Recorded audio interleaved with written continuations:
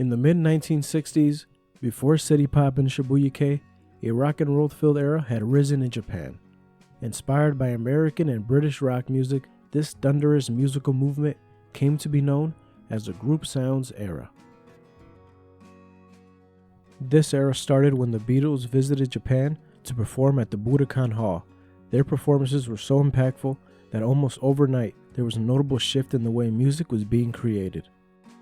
The term group sounds comes from an episode of Yuzo Kayama's TV show when he interviewed Jackie Yokishiwa and the Blue Comets. Kayama was teasing Yokishiwa on the way he pronounced the English term rock and roll, so Yokishiwa challenged him to come up with a better term, and came up with the term group sounds, or GS for short. Group sounds reflected the changing social and cultural landscape of Japan at the time.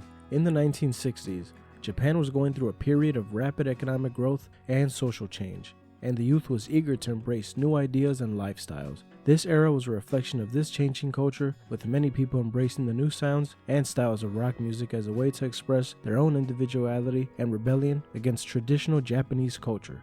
The group sounds era was notable for its emphasis on live performances, with many of its most popular bands of the era performing regularly at clubs and other venues throughout Japan. This helped create a vibrant and fearless music scene, with many young people gathering to see their favorite bands perform live. We would see the rise of bands with epic names such as the Tigers, the Spiders, and the Golden Cups, along with many others. Heavy bass and distortion were some of the signature elements that made up the sound, along with aspects from jazz, folk, and pop. The Tempters' first album, titled First Album, has a heavy rock and jazz influence that can be heard as soon as the intro, God Please, starts playing. A song like the Golden Cups' LSD Blues can have a somber melodic blues sound, and the next minute you can have the Spiders' Inside Looking Out fill your speaker with bass and roaring vocals, giving you an amped up feeling. Sometimes all these different sounds can even be in the same song. It's amazing how experimental this era was. The experimentation across this era is anything but apologetic, but it didn't stop in the music. Bands like the Spiders, the Jaguars, and the Tigers created teen rock movies.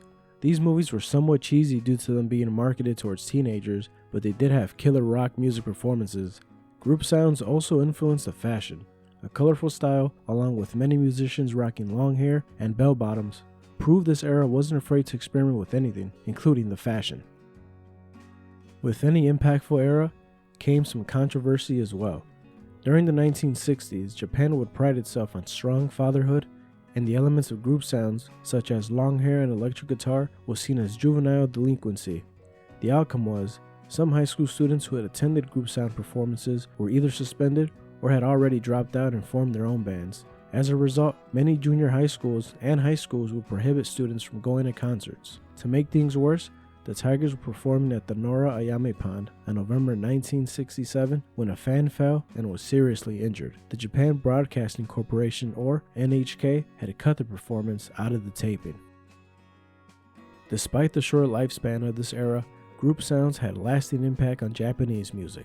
Not only did it pave the way for future generations of Japanese rock musicians, it gave the youth a chance to break out of their comfort zone and not be afraid to be heard. Sure, there are some rebellious aspects to it, but how else are you supposed to make an impact without pissing off some people? Regardless, the group sounds era is a powerful example of reiterating what it means to be fearless. Thanks for watching.